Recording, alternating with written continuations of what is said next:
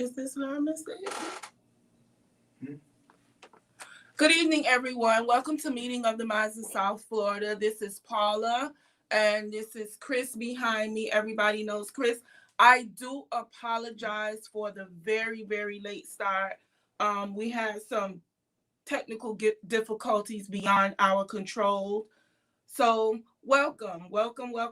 Happy Thursday. I hope everyone had a blessed day, and I hope everyone is having a blessed evening, winding down for the night. Again, I do apologize. I told you guys before, I don't like being late, but unfortunately, I was late tonight. We were late tonight. So tonight's guest is Richard A. Morris, and I'm going to let Richard tell you a little bit about himself, but Richard has a very good story. Richard is a survivor of 911. And tonight's show is going to be more, we're going to speak on him being a survivor of 911, but tonight's show is more focused on Richard growing up with the pressures of growing up gay. We know that's very important. What we don't realize is how it affects our mental status, or the child's mental status, when they want to speak with someone about, what they're feeling with their body. And I don't really want to talk on this as far as celebrities, but no one really understands D Wade and the way he responds to him, and Gabby responds to their son. But I kind of understand it, because being how can I say, not being heard when growing up and being shunned by the two people that should love you and guide you is very difficult.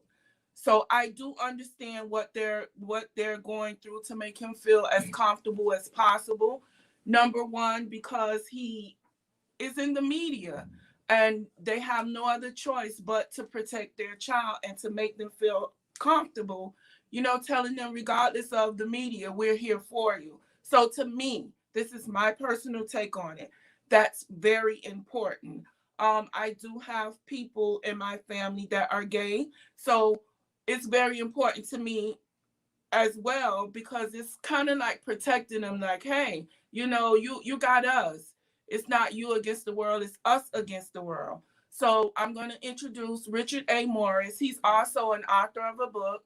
I'm going to introduce him, and he's going to tell us what he experienced growing up being gay and how did it affect him mentally. Hi, Richard. Hey, Paula. How are you tonight? Thank you for being here. It's a pleasure. I'm so excited. Thank you. So tell us, what were your pressures growing up being gay? I think, you described it, the feelings exactly the way I did. I first realized I was different when I was 6 years old. And it's an awful lot. I think, growing up, our self-confidence starts off weak anyways, low. Mm-hmm. So to realize that at 6, and I didn't know what it was called, but I knew I was different from other people. Mm-hmm. The term gay wasn't used. I grew up in the 60s. So I literally felt like I was the only person in the world to feel the way I was. I wasn't necessarily attracted to women. Mm-hmm. So what was the term during the 60s? Nothing. I mean, in the beginning, I don't think, maybe faggot and things like that. Mm-hmm. The harsh name. Yeah. Queer or things like that. And again, at 6 years old, 7, 8, when you don't know, where everyone defines himself as one direction. I'm defining myself as a different person. And then as I got older, I realized, I was gay. And I grew up in the suburbs of Boston. And the first thing, just the way I was brought up, I did not want to disappoint my parents. Their love to me meant everything. And my sister's love to me meant everything. And to realize I was having this secret was just, it eats you up inside. And every night, no exaggeration, I don't know, maybe from 10 years old to my 20s, I would go to bed at night and pray to God that I would wake up normal. Let me ask you this. At what point, because you talk about 6, 7, 8, did you realize that you were different than the other kids? Like, what was there a defining moment when you say? It's just like around 7 or 8. You know, Okay. I was in school, I was young, but Mhm. I just didn't feel that testosterone rush Okay. that other guys were exhibiting. You know, Mhm. I was more shy at sports, and plus, you know, I was short for my age, and really, you know, Mhm. so it seems I had things going against me. I didn't have that, you know, that rush Okay. to play sports. So your mother and your sister didn't realize anything different? Um, I think my mother, you know, mothers always know the expression. Yeah. I think my mother always knew, but, you know, I did my damnedest to play the role. Mhm. You know, I didn't have my full-time job was Mhm. being straight, was an actor. Mhm. From the minute I woke up to the minute I went to bed, I didn't have any peace. So I always had to remember to not use my hands, you know, be a sort of a tough role. I dated women. So, Mhm. and I liked women, but it was more like of a companionship Right. that I Mhm. felt. Which, you know, I was lucky that I did have, you know, really good friends as I got older. You're lucky you didn't have the type of parents that would try to beat it out of you. Yeah. So at one point, did you tell your mom? Well, you know, when I had my first boyfriend, first relationship at the time, and it was at 20 years old. Mm-hmm. You know, so I behaved, you know, I used to say to myself, I'm not going to come out. This is what I literally used to think when I was younger, until my parents die, because I don't want to disappoint them. Wow. So, do you know the mental pressure that puts on a person? yeah. Let me ask you, It makes you be perfect, because I wanted to be the best in school, the best in karate. You know, my mother sent me for karate, my parents did, but I just wanted to be the best. And I wanted to make them so proud, so they loved me, so I would have more reassurance that when I did tell them, if I did tell them I was gay, that they would understand, because I built my masculinity on my curriculum at school, my grades. You know what I mean? So let me tell you, I just met Richard like maybe a week ago over the phone. And I'm going to tell you, it did have an effect on him because William is a perfectionist. I am going to, and there's nothing wrong with being that, but I picked that up from you, you know, over the phone. Right. You know, you're on point, which is not a bad thing, but you can tell that it bothered you a lot and you kind of. Right. You know, telling my story now in Mhm. such detail, it brings my heart up all over Mhm. again. You know, my eyes will fill up a little bit, because I think back, I didn't want to disappoint my family. Mhm. And when I finally did tell them, you know, my fear was they wouldn't love me. And to me, they didn't love me when I told them. Mhm. My mother was crying for like weeks straight. She sent me for hormone treatment to a psychiatrist. All these things to change me, to change my core of who I was. You know, I had all this trouble growing up. And my fear was they didn't love me. And granted, you know, I had all these years to deal with it, and it was, you know, a surprise to them. Let's just say it was a surprise to them, but still they had to know. And, you know, my family, you know, my mother, my father, and my sister, they were all upset. They were angry with me. It was almost, I felt like I was disappointing them. It's not my life anymore, but I thought like, oh my God, this is it. My sister's going to think, you know, how am I going to tell my friends? And my parents are going to be the same thing. He has our straight A son, you know, karate and piano and all these accomplishments, but they wiped it out. And I was now a Did different they person. ever accept it at any point? Yeah, they did. I think it took a couple of years, Mm-hmm. and for me, because at that time I withdrew totally. You know, my mother always say, you know, you're not the same person, and I was, but I didn't know who I was supposed to be in front of them anymore, because when I was, you know, their straight son, I was one way, but now that I'm gay, I didn't know how to behave, so I became introverted. And I'm not a very introverted person, but no, not at all. You should have been in our family. You wouldn't have had that trouble. The only trouble you would have had is with yourself, because in our family, you're human. We would accept you the same way. Your lifestyle doesn't affect how we love you. And that's what the world needs to know. Just because someone is gay, that doesn't change them as a human being. They're still a human being. And we shouldn't be so harsh on people. You know, your lifestyle shouldn't affect anybody but you. right. And we should love people for who they are. It's not our place to condemn you for anything. It's not. It's easy to say, and you know, putting myself in the place of my family, you know, Mhm. I had all this time to come to grips with it, and they didn't. But you know, today they accept it. My family probably accepted it when I was in my middle 20s, you know, 26, 27. Yeah, but I look was what dating, you went through from 6 years old. Your 20 brain years. maturity was tender. It needed to be nurtured. That's the point where, you know, the love from your parents and your family is very important. But here you are, you're holding this inside. It's like the secret. it's a bomb. It is. It's a secret. And And I that's- didn't want anyone to know. So you're right. You know, I was a sensitive, caring person, you know, cry relatively with ease sometimes over upsetting situations or TV shows, but I just kept it all in. It's like, you can't breathe. And sometimes the stress or the inner pressure I would put on myself, I never allowed myself to make mistakes, not in school, playing the piano.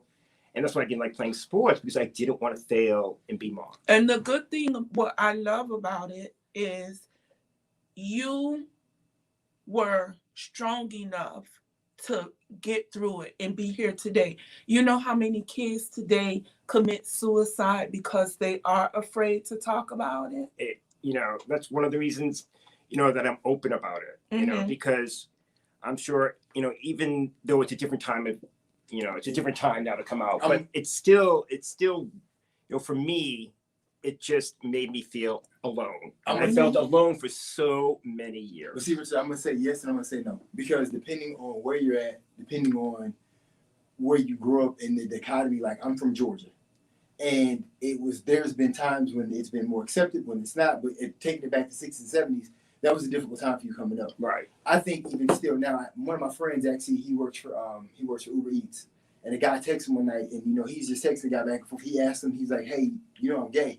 And my friend said, "Just out of curiosity, why you telling me this?" He's like, "Because I haven't been able to tell anybody." So he gets to the guy's door to deliver the food. He goes, "I'm 46, and you're the first person I told this to." My friend turned to him and said, "It's 2021. Be free and be yourself." But see, I think what happens is you're still caught, and anybody who's been through that trauma, you're still caught in that, because you never, like Paul said, you never had time to develop. You never had time to harness and then enjoy who being you are. Because I know you're a perfectionist. Everything with you has no point. And it's not a bad thing, but I think that goes back to your personality. But I also want to tell you this, though, and I'm going to tell parents this too. If your kid does not play sports, that does not define masculinity. But in American society, that's where we love with it. Right. And then on the other flip side, their parents are like, okay, well, is my son going to play with dolls? Are they going to do these kind of things? But these are all the stereotypes that have been perpetuated by society, because that's the labels that we've decided to put on stuff, because that's more comfortable for us to deal with as parents. But if you're in your 50s, what would you look back and tell yourself, the 10-year-old or the 20-year-old, what would you look back and tell him right now? You're not alone. And that's what I would tell somebody. You know, there are other people like you. You know, you're going to be loved. You're going to be some people, sure, that don't love you, but they're not going to love you because hopefully for just the person you are, not because you're defined as being gay. Right. That people but that's everyday life. Right, it is. The people won't have any preconceived notions, right? We don't want someone to say, oh, he's gay, so therefore he likes fashion, or therefore he likes this. You know, we are, you know, being gay does not define me. In the beginning it did, because I put so much pressure on myself not to be gay. But I reached a point through my working careers and my accomplishments to realize I am the person who worked on Wall Street. I am the person that wrote a book. And, oh, yeah, you know, I am gay. But I just don't want people to have that shame that nothing is wrong with them. They are such we are special. We are all special. It doesn't make a difference if we're gay or not. We have to look inside of us and say, you know, I am this. I am special. I'm the only one that plays the piano well. I'm this. You know, I am special. No matter where you are in your life. I think we all need to, even today. Times are getting really tough. When, you know, people losing jobs, you have to realize that, you know, you got to be strong and just keep moving forward. Okay.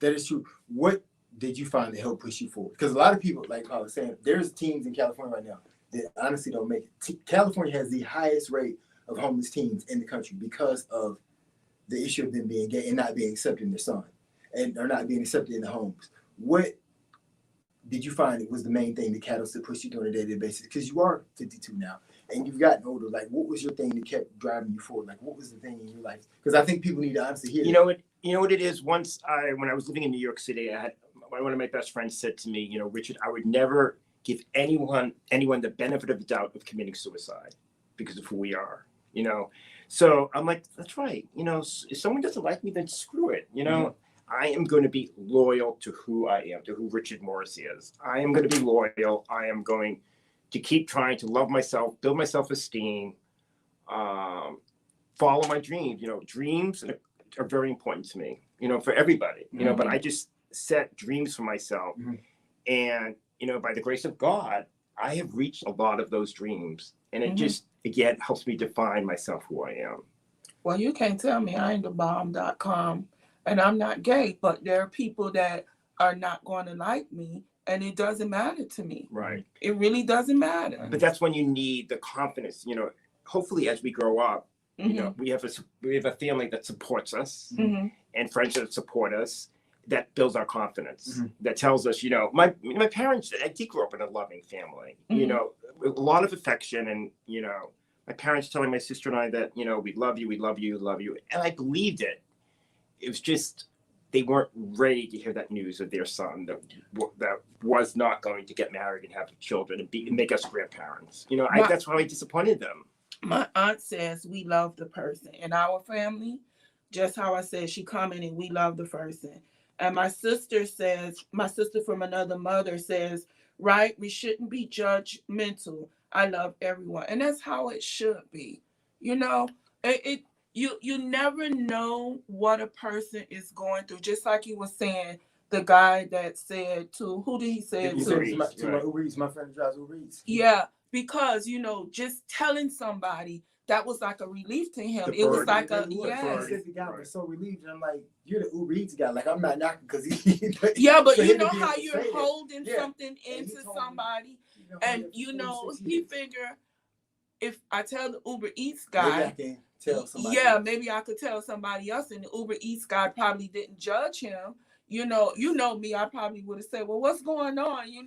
That's what he did. Yeah, you have to ask, because you don't know a breaking point in a person's life. You really don't. And how many teens, commit suicide? It's just what's crazy. Blows my mind. And that's why people need to meet someone like myself, need to take the edge, and go on the radio and tell everybody and not be afraid. But that's what we've been talking about this for the last couple of years, because I've known you for quite some time. When I first met Richard, just to give you guys a backstory, he had an amazing story. And I know I said I wouldn't get on here, and I'm gonna go, but I don't think the first thing I saw when I heard the story is like, you need to get your message out there, because working in mental health, there's kids I'm dealing with now on a day-to-day basis that struggle with this. I'm talking to the point to where they are going on top of the roof. They've done certain things that they've either run away from home, usage of substance abuse, because they don't have anybody to talk to. Because again, we're going from the perfect, what we consider the dichotomy of the American family, saying our kids are supposed to be like this, this, and this, and then he comes home and says, by the way, mom and dad, I happen to be ta-da, and parents are like, wait, what? What? And there's so many kids, especially if you start in Broward, that need to hear your story because they have nowhere to go. I mean, granted, there's people they can talk to, but they need somebody to say, this is the start, but this is where you can end. Because I think a lot of these kids don't see the middle. They just see hurt, trauma, pain.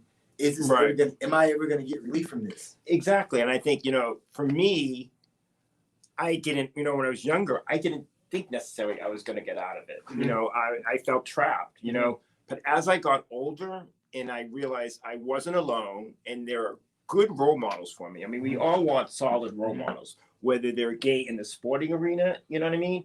But it just makes us feel not alone. And nobody wants to be alone. To sit in the room on a Friday and Saturday night while all your friends go out. And it's isolating. Being gay for me in the beginning, it was just isolating. I felt like I was in jail, in my own jail. How did you deal with the isolation? Like, what did you do? Because you're honestly, you're talking about 60s, 70s, which still now going to 2020, it's a different dichotomy, but there's still kids now who are probably maybe listening to this saying, what am I supposed to do? Like, how did you deal with isolation? Like, what did you do? My mother didn't have good health while growing up. And as much as it affected me, even now, taking care of a mother, when I was 13, 14, 15, I was taking care of the house. And I think that was able to take my mind off my issues to help my mom. So as bad as that story is, to have an ailing mother, it at least got me out of my mind. Being in your own mind is really bad. You could just go anywhere with your imagination. but it got me out of my mind and allowed me to focus on that. But, you know, there were times when growing up that my mom would say, why aren't you outside playing with the boys? Don't play with girls. Don't move your hands too much, my mom would say. And I remember, you know, I'm 57 now, and I remember these statements since I was 10. But nothing, it was so painful. Statements like that just doesn't leave. But see, that's what a lot of parents don't realize. Stuff that you're 57 now, stuff that your mom says to you 9 or 10, it still affects you.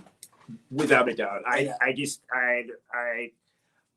remember every detail, every mockery or anything like that. And then, you know, I was lucky because I just worked hard. It didn't come easy at finding myself and realizing that said, you know, screw it. If people are not going to love me for who I am, then they're just not supposed to be in my life. These people are not going to enrich me. You need somebody to, like, you know, we were just saying, it's just such a difficult world. We need to be on the same side and build each other up and help us instead of tearing each other apart. It's such a fragile, life is so fragile now, especially with the pandemic and all the other issues that we have, that it's just so, I get such a great feeling, you know, seeing this radio show, like, you know, you wanting to send a message. I admire people that want to help other people.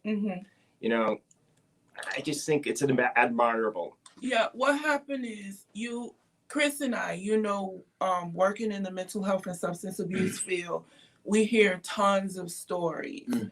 And, you know, we have to, I'm not a therapist, but Chris is, and we have to like literally listen to men and women and tell them, you know, it's going to be okay. That doesn't make you less than a person. You know, it's like building them up. And then when you talk to them, they ask you, you really think I'm a good, of course. Just because you're gay does not mean you are a bad person. No, not at all. But, you know, it's funny. There was a time in my life where I was so fragile on the inside that, you know, I couldn't deal with emotion because I was afraid if somebody was going to hug me, then I would cry. I would just break apart. Wow, this person is loving me. And the person's loving me, and wow, am I lucky? But I just got so overwhelmed with emotion. This is, you know, up to like 10 years ago, like where I doubted myself sometimes. You know, so just to have a friend give me a hug, I went through a stage where my friends couldn't hug me. I would cry. Wow, and hugs is so wonderful. I know, aren't they? And hugs is so wonderful. And I'm such a, you know, affectionate person, but, you know, but don't touch me. If I went through a stage, because we had so much pain in my life that I could have cried. You know, I almost felt like I was going to break. Yeah, and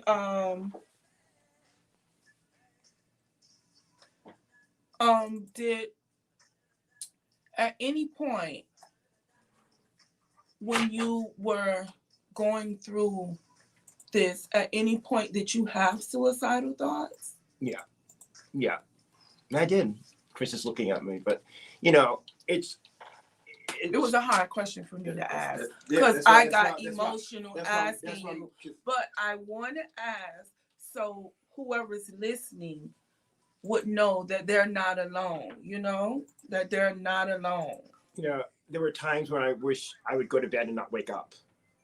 It's sort of like the easy way out, dealing with my pain.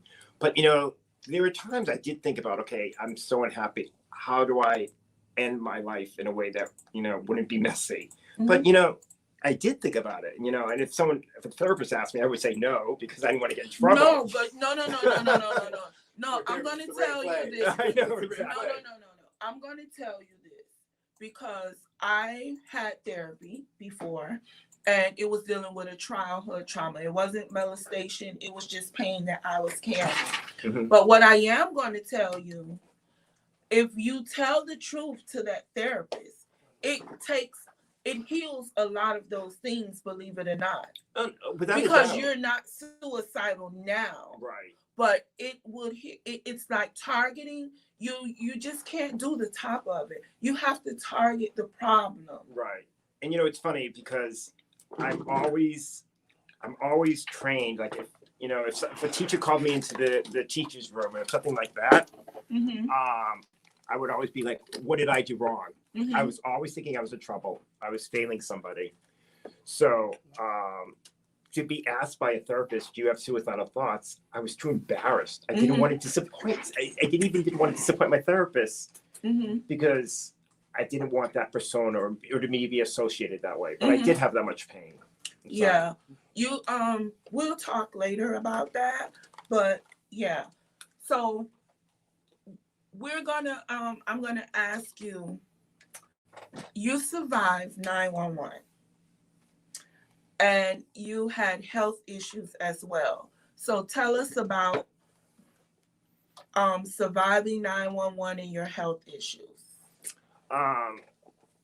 911. It was a dream of mine to move from Boston to New York City. That was one of the dreams I wanted. And it takes courage to pursue a dream because you're going into unknown territory. So I was recruited by a Wall Street firm to work in New York City. And I moved to New York in 1999, and I lived down by the World Trade Centers. And I remember September 11th. It was a beautiful day. And I literally thought, because I'm very ones that I look at my life and say I'm so fortunate. You know, I never take anything for granted. My friends, nothing like that. So I left for work. Literally, I said I'm one of the happiest, luckiest people around. I said I've pursued this dream. I've proved my self-worth. I was recruited by a firm, and September 11th at 8:45, I walked into my office.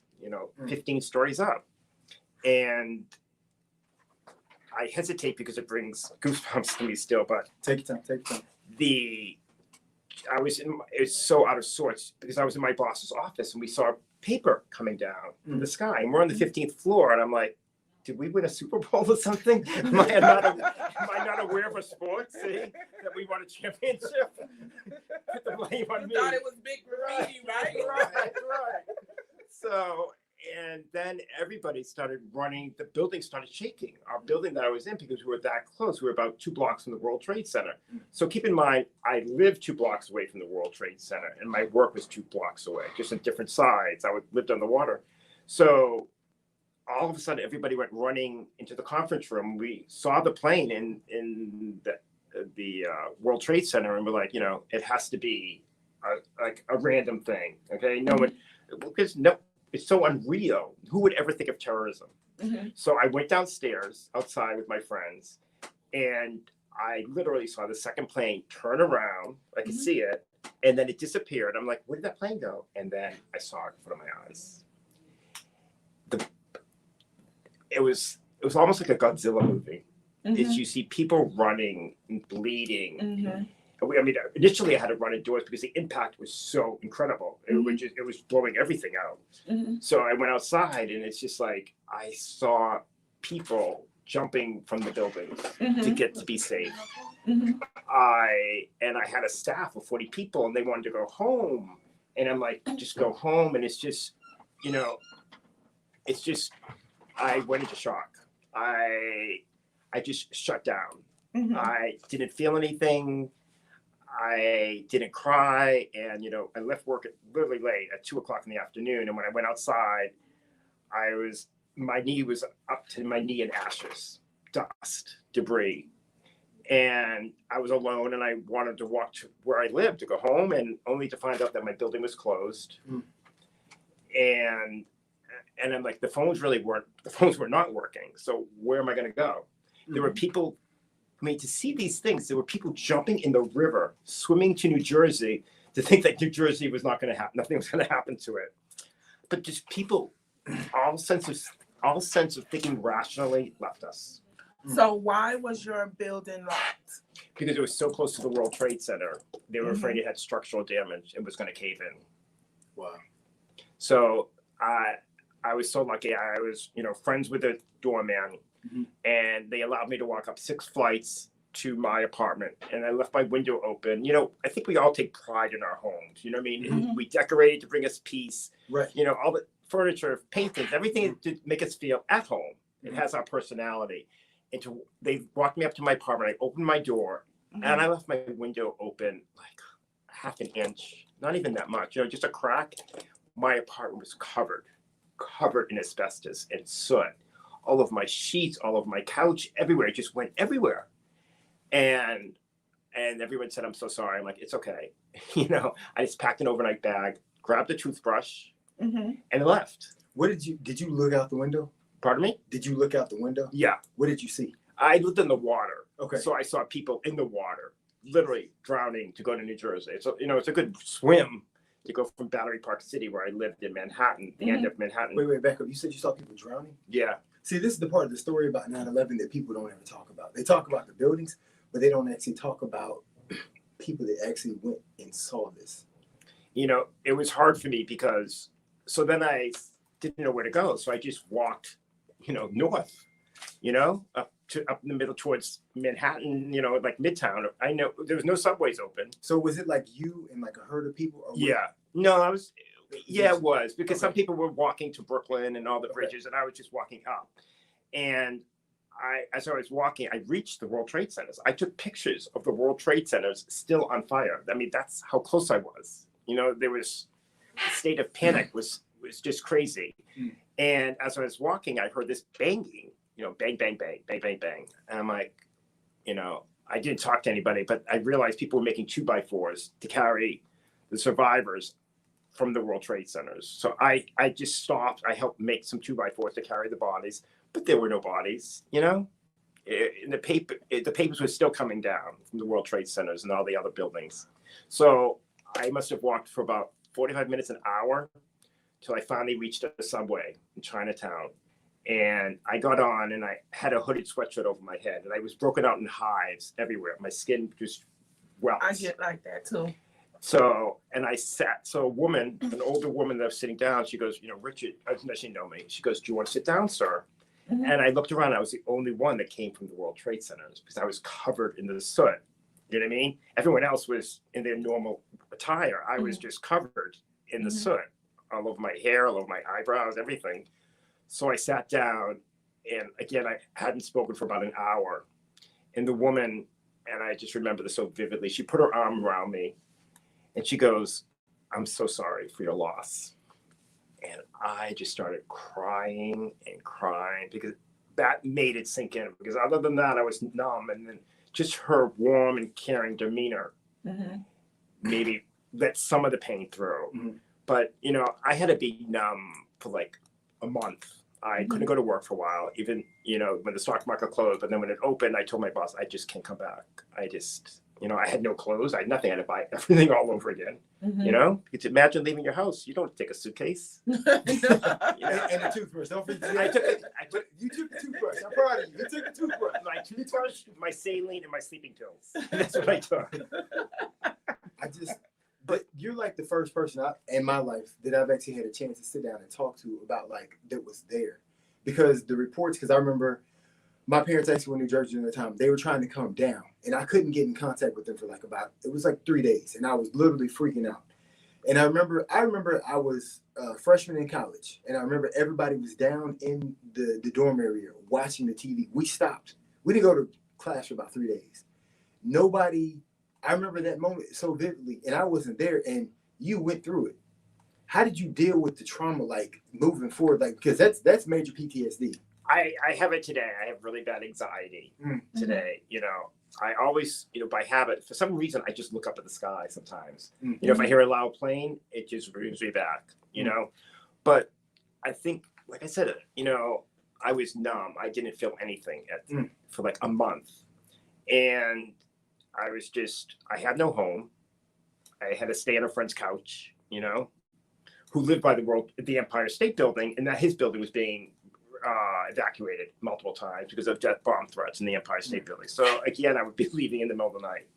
But, I didn't know that was going on though. Nobody, with the Empire State yeah, Building. there was a lot of bomb threats everywhere. Wow. Then there was rumors of literally, I remember my friends were telling me a nuclear warhead. It was going to go. So people started leaving the island, and I actually left, and I went to upstate New York because I was afraid of another bomb.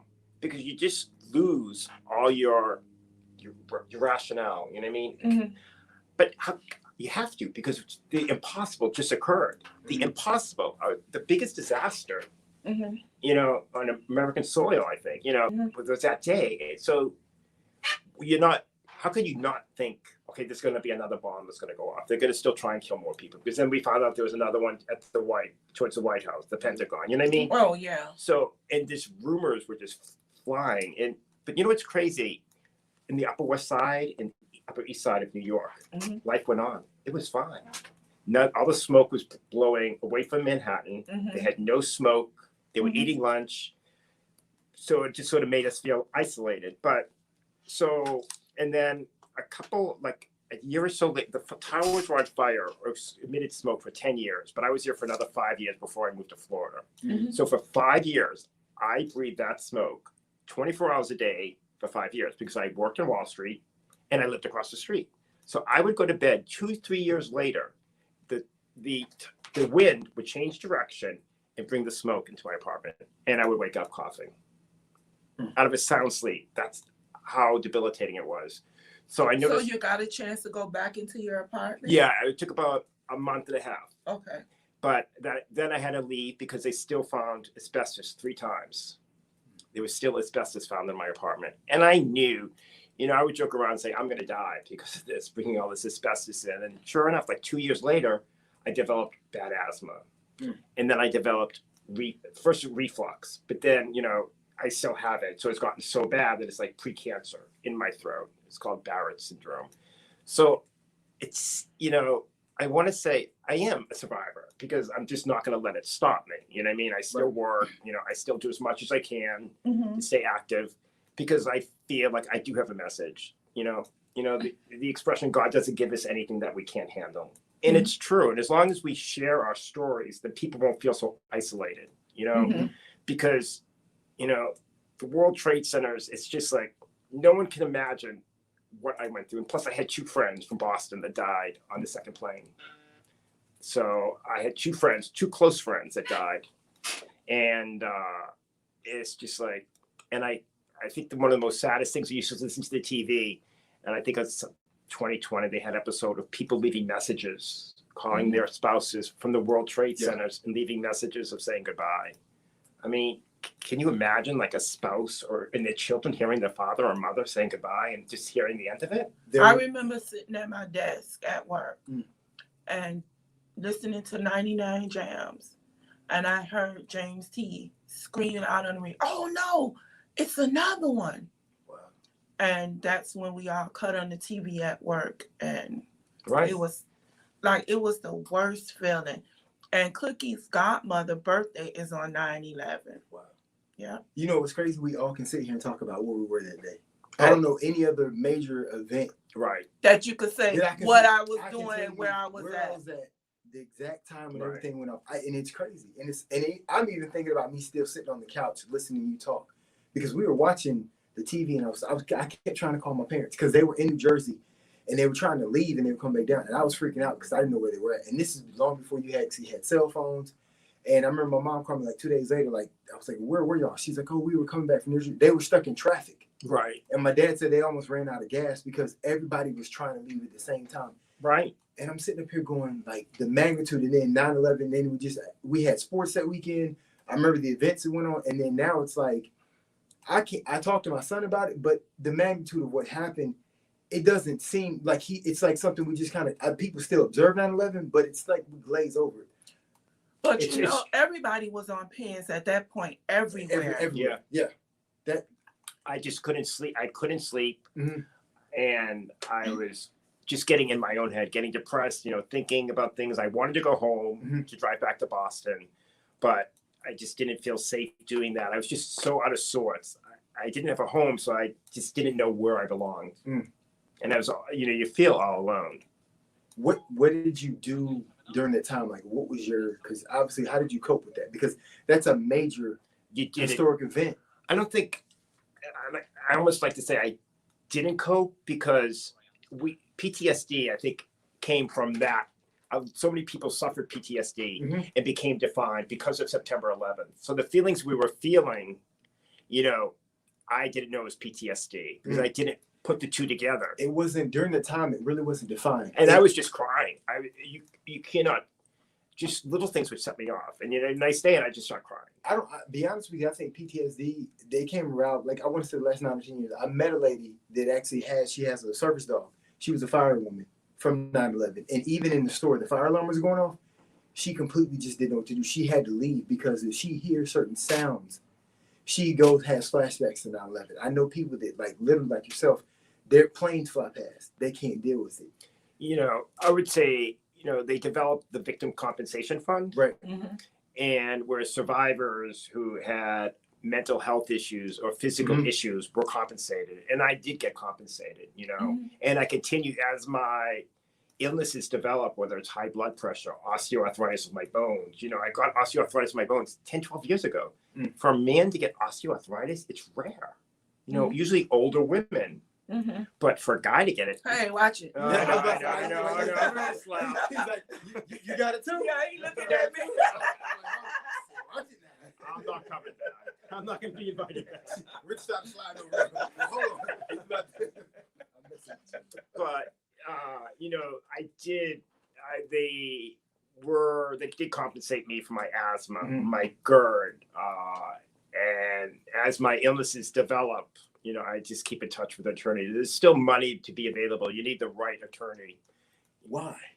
Like I'm not trying to cry, but this is a major. See, stuff like this bothers me because. But you know, maybe because some people, would, sad to say, claim that you know how the world is. I know, but like that. See, there are certain. And here's my thing, and maybe this is me getting a soapbox. Events like this happen. There needs to be certain things set up to take care of people because there's certain. I remember even there's certain things. I remember you were supposed to go to a job fair one time, and it was raining really bad. And you called me and said, "Chris, I can't make it because it's raining because of my asthma." And asthma mess you up. And I got wet Saturday. And I'm sitting up here going like, and that's what I had to ask you. Like, there should be certain things because. I'm not saying you're still pushing and moving forward, but there are certain things in your life that you were not able to probably do because of 9/11. Were there?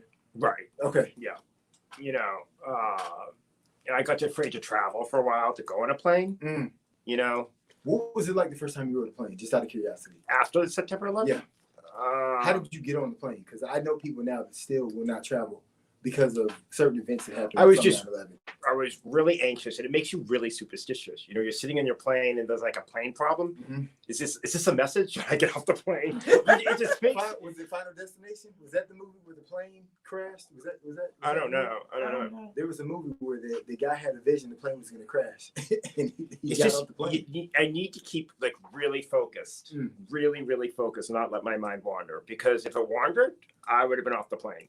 I didn't experience 9/11, and I be wanting to get off the plane before I get on. I had ways to talk about that later. No, we will not discuss that. I can only imagine, and this is not the platform for that. 2 kids? What? Jeez. Daddy, listen. Sit down. I need my own time.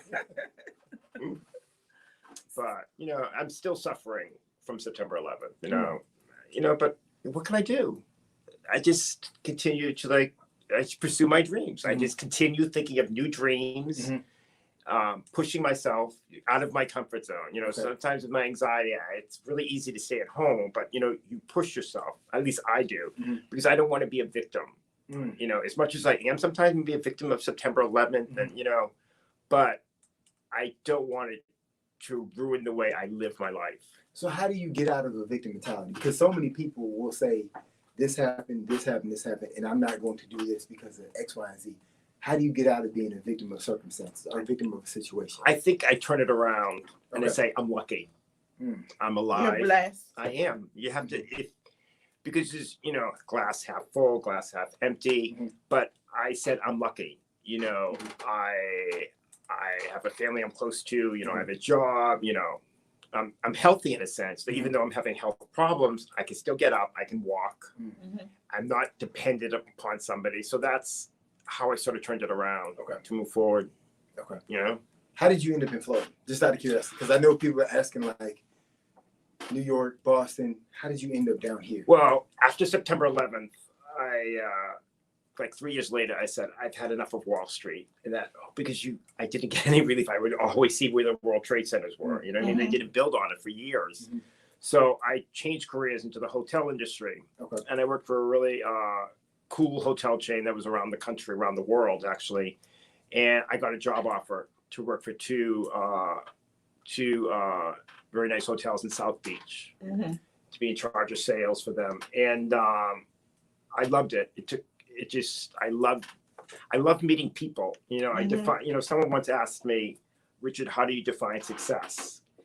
And, you know, some people could say Ferrari in the driveway or all this money in the bank. And I just look at it more simplistic and say, I look at success by surrounding myself with a group of individuals Mhm. that could teach me something. And you could be this person, that's anyone, any age could teach you something. That's any race, black, white, gay, straight, you know, someone 10 years old, someone 95 years old, they all could teach us a lesson and how to deal with our life. Because so many people I reached out to, I think that's what helped me sort of survive, is I reached out to people because I realized if I kept it all inside, it's going to eat me up. So I reached out to people, and I just like surrounding myself with people that can make me a better person, teach me lessons, and in turn, telling other people the lessons I've learned to maybe perhaps make their life easier, learn by the mistakes, learn by my mistakes. Because just like sort of pay it forward, right? Just like that movie. And I just think with that philosophy, with that mindset, I will become, let's just say, I don't say rich in other ways, but I don't mean monetarily, but like rich in friends. Wealthy. Right. That's wealth. That's when you have wealth. That network. And sort of like, you know, you get, I think as you get more comfort with yourself, you have more peace of mind. And in the beginning of my life, I had no peace of mind for 20 years. So imagine going to bed with a headache or just feeling alone for so long and wishing to change. Every morning, is today the morning? You know, you wake up, I wake up for a split second and say, oh, what a beautiful day. I'm like, oh, no, it's not. I'm holding the biggest secret in the world. So let me ask you, what other health issues you wanted to talk about? You know, I think being gay, you know, the first thing my parents taught me is, you know, play it safe, be safe, be safe, be safe. And I did play it safe in the beginning. And I started partying with my with gay friends and traveling around the country and partying. And I think with that partying mentality, you just don't want to have any worries in the world. So unfortunately, sometimes, you know, I wasn't safe. Was it drinking and drugs involved? Yeah, drugs. Okay. Yep. And, you know, coming on the show, it's going to be tough because, you know, I think we're all private people, but I debated, you know, do I want to tell people that I use drugs, that I'm gay? You know what I mean? But again, if someone doesn't love me for who I am, I'm trying to reach out to people. I'm going to tell you, be honest with you, be yourself. Be authentic. So if that's and not part of your only story, that, you telling your story. Okay, so look what you went through. You know, the pressure growing up being gay. You could save somebody right now. Right. And what you're about to tell, I talk to you, so I know. Right. But what you're about to say, you could still save somebody, because some people would think it's the end of the world. Right. You know, so at the 5-6 years ago, I guess I went for some blood work, and I didn't know they changed the laws that you have to say. Anyways, they ended up testing me for HIV, and it came back positive. And it just, it's not a death sentence, but still, come on, you know, it's not a good virus to have. It's going to affect your life. And I'm like, how did this happen? Because, you know, I became safe again, you know what I mean? But I made a mistake somehow. And just know that Richard was testing for years. He was testing and was negative, negative. And part of my testing, and, you know, it came back.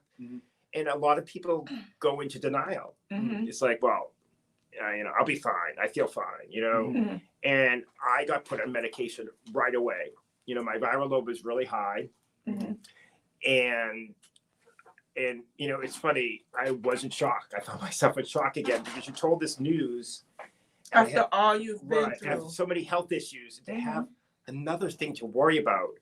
It's like, so they start telling you about, you know, Ryan White and all these different organizations that are available to you. It was like a foreign language to me. It was a different world. It was a different world that I was not familiar with. Of course, I had friends that were HIV positive, but they didn't go into the detail of, you know, different avenues that you have to support your health and then want you healthy. So I had to learn about viral loads. I had to learn about going for blood work every 3 months.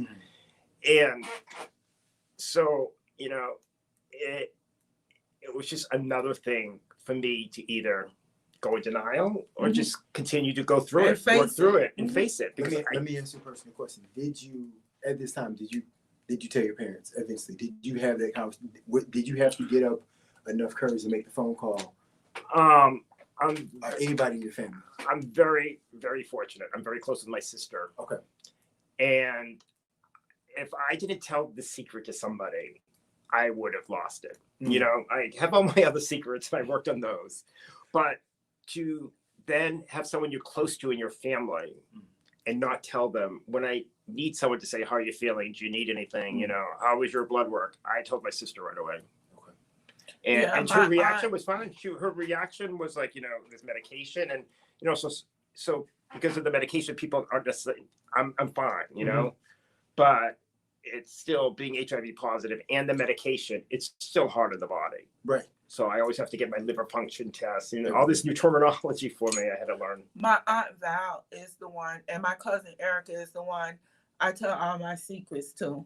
And if they tell any of them, I'm gonna chop their legs off. No, but you do. I have two go-to people that if I really needed to talk to, they'll keep me, you know, grounded and level-headed and say, hey, do this for anything. You know, be thankful you have two people, right? I'm thankful I have 2 or 3 people, you know. Some people don't have anybody. Absolutely zero. Yeah. And that's why my aunt just said, you're supposed to be here to tell your story. Thank you. Because this is important to a lot of people. It is. And it's like, I have, you know, being gay at first, I was ashamed.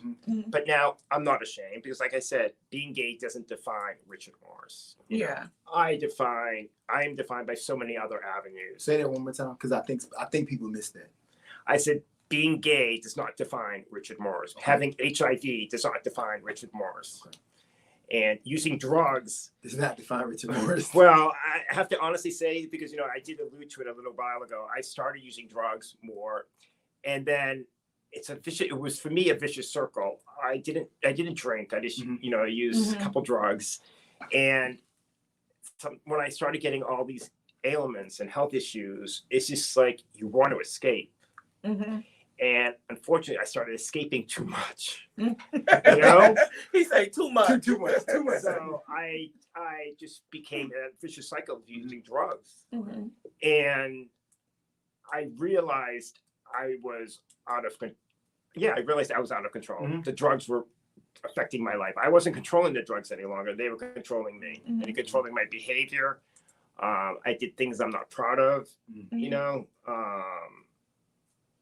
Yeah, I did things I'm just not proud of, and you know, I was lucky because, you know, I own my own business, and then my health issues, having so many doctor's appointments, literally my full-time job was doctor's appointments and specialists, that I didn't have the energy to do my job anymore, to go to meetings and meet people and talk and walk. I couldn't walk because my back was always hurting me.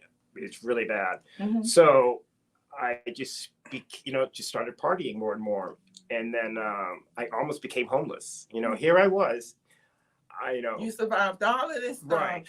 And, you know, and I have, you know, I think, you know, it just proves, I don't care how rich you are, how successful you are, drugs can take it all away. Everything.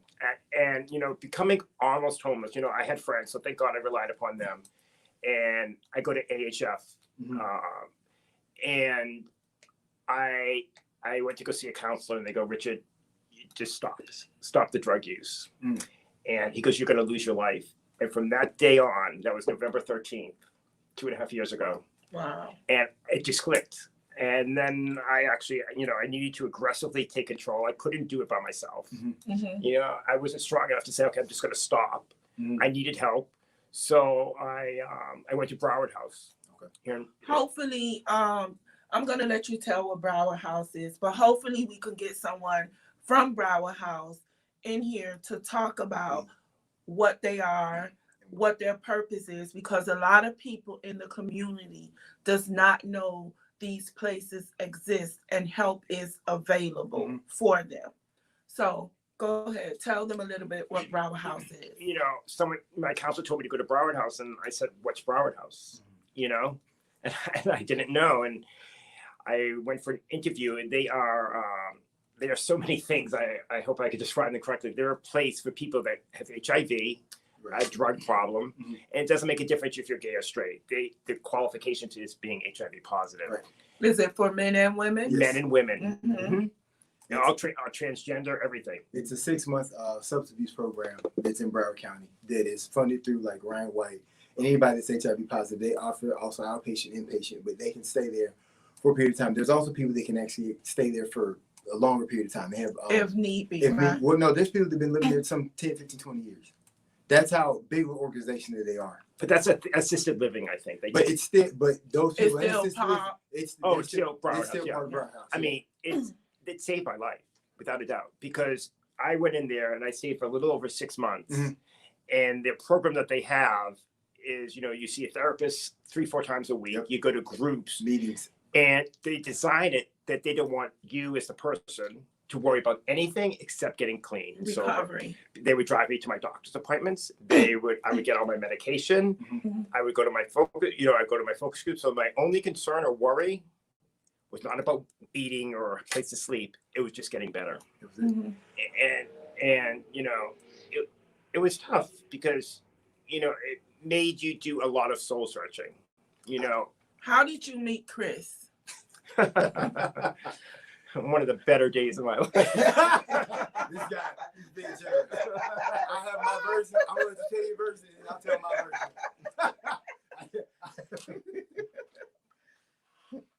version. You want me to go first? Yeah, no, let him go first. How you met Chris? My version is different. I met Chris is like a tornado. Chris speaks really fast. You think I speak fast? He comes in. He was placement for jobs, and I met him a couple times. And he's a good heart. He really does. But he's doing a million things at once. And he goes, "I'm gonna get your job." Da, da, da, da, da. I'm like, and then he leaves the room. That's Chris. I'm like, what happened to my job? God. What happened to my job? I was out looking for the job. Right. Tell people where. Tell them that. Let them know. I was working. Right. I was on the clock during that time. Right.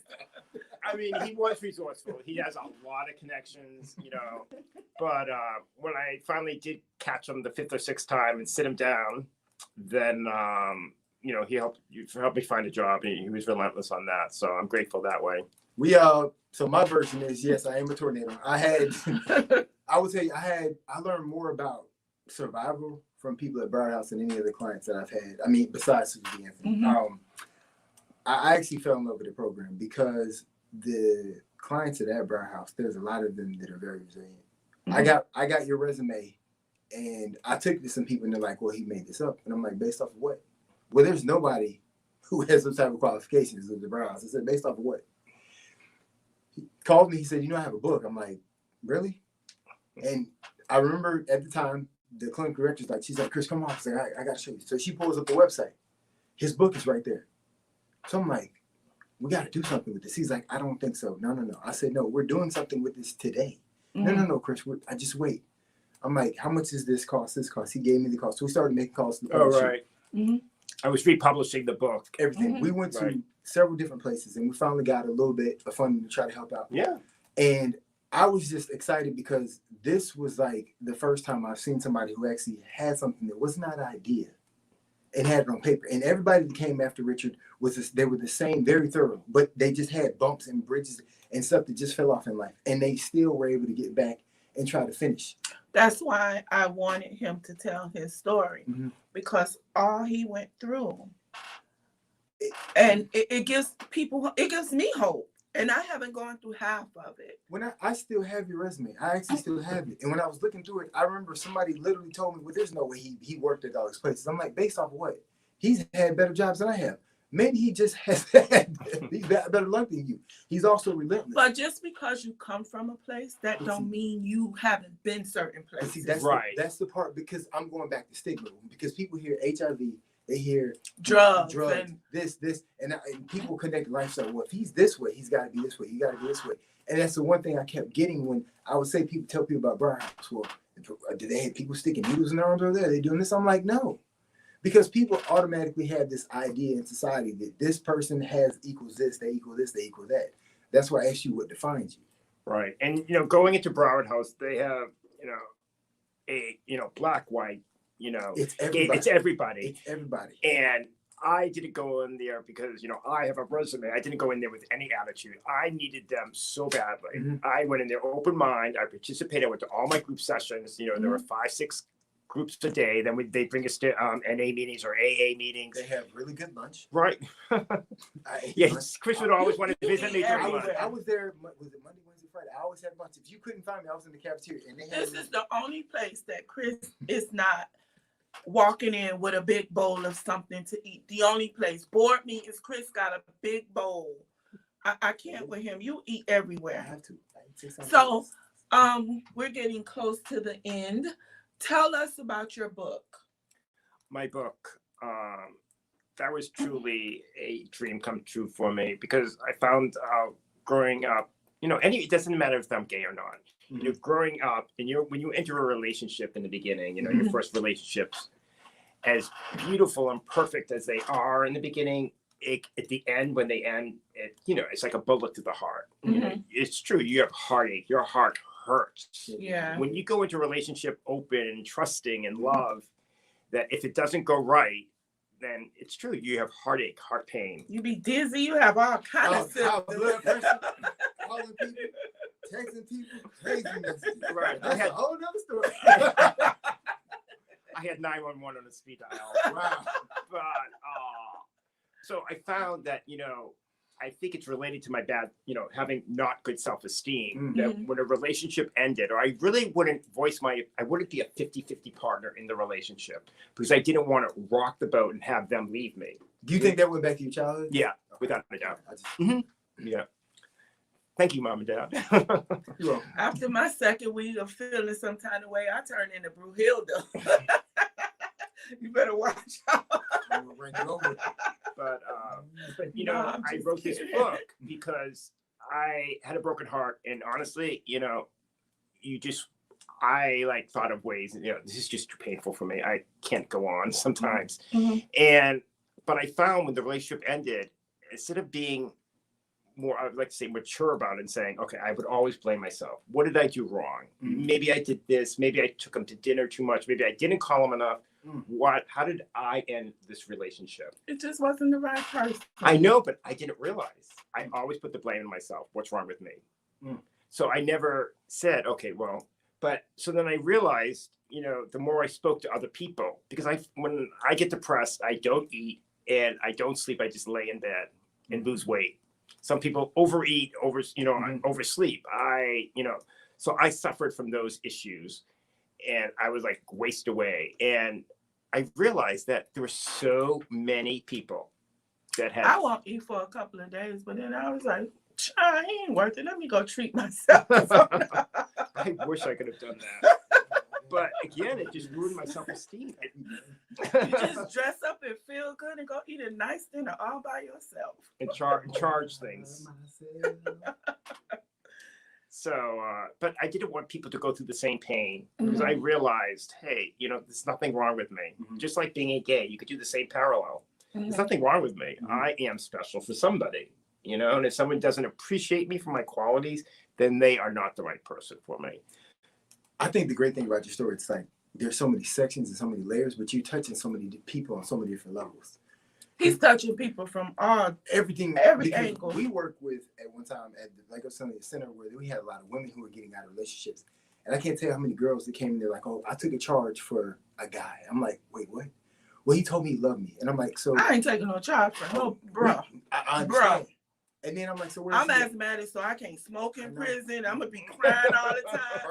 Bertha gonna have you come in. I'm going to be crying. Oh, no. So for I had this dream for 6-7 years to write a book, a self-help book about a broken heart, how to get over a broken heart. So I called it The Secret That Lies Beneath. That's the name of my book. And I guess you have to read to find out what the secret is, but it touches everybody. It's easy to read. It has pictures. Oh, you forgot the book. Remember, I know. I ordered it for you. There's a delay, so that's a story on that one. But no, I another secret? No. But I mean, so many people. I just want to help people. So many people have said, Richard, your book helped me so much. I Mhm. realize I'm a good catch. There's nothing wrong with me. I don't need to take antidepressants. Mhm. I don't need to take this pill. I don't need to take that pill. I am fine. It's the other person that had the issues, or or which is not meant to be. Because love, but you then find yourself, you can't be afraid of love, that you can't leave a relationship that you're afraid to. Huh? You don't open up the next relationship. Right, but it takes time, and that's where trust. The biggest thing with a relationship to me is trust. Trust, because if you don't have trust, forget it. Then you're building a relationship on quicksand. That and communication. That's what I learned. Right. I got to communicate more with Norma. Trust me. We do. Anyway, I've gotten better the last couple weeks. She's cussed me out. You know what I'm saying? she didn't cuss you out. She just told you some She didn't cuss nice me out. phrases. Yeah. Some nice truth. The truth. You should go with the truth, right? Yeah. No, the truth is there. I just, I'm getting better about balancing working and calling. You are. Communication. Now, I have to give that to you. I'm getting better. Chris is the one, before even starting this. Chris, where you at? We in the meeting. I'll be there in 10 minutes. Chris, 10 minutes is 30 minutes. Hey. He was late. He was late picking me up tonight. He was I went late. to the wrong address. I still thought you lived on the other side. That's trying to It's figure out. always a story. Well, everybody, we come to the end of the road for tonight. Thank you so much for tuning in. Thank you for supporting us. Thank you, Richard, for being here. Thank you for letting me tell my story. I appreciate it. Next week, we're going to have Desmond Cook, another person with a remarkable story. But my positive quote for tonight is, if we learn nothing else from this tragedy, we learn that life is short and there is no time for hate. Sandy Dahl, the wife of Flight 93 pilot Jason Dahl from 9/11. Thank you, everybody. Good night. I hope you enjoyed this show. You can always message me to let me know, if there's a particular topic you want to hear about or anything you want us to talk about. We'll find somebody to talk about it. Richard, my uncle said you have inspired him. Wow. And my aunt Val said, wow, she told me crying and looking ugly. And she called you greedy man with the bowls. So anyway. She can cook though. Y'all know, I'll leave y'all's house with about 7, 8, 9, 10 plates. And I'm coming back over there. Listen, this guy, we just have to-go plates just for him. All right? And A seat on all of them. Always. All right, everybody. Thank you Have a so good much night. for Thank you. watching. Thank Have you, a good Richard. night. Thank Bye-bye. you, Richard.